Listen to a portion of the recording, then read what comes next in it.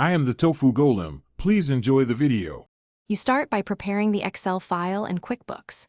First, make a company file backup so you can revert if needed. Next, open Excel and standardize column names to QuickBooks-friendly labels like date, account, name, memo, amount. Once done, remove formulas and ensure dates use mm/dd/ei.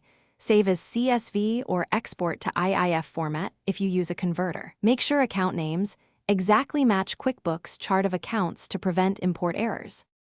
You now convert and map fields so QuickBooks reads each column correctly. Open your converter or QuickBooks import wizard, choose CSV or IIF, and map date to date, account to account, amount to debit/credit as required.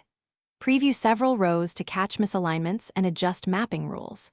Once confident, import into a test company file rather than live data, review imported transactions for duplicates or incorrect accounts, and correct mapping if numbers or vendor names look wrong.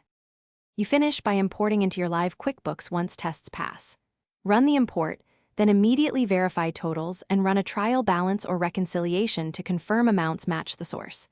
Check for unmapped classes, missing customer names, or account mismatches, and edit those transactions in QuickBooks if needed.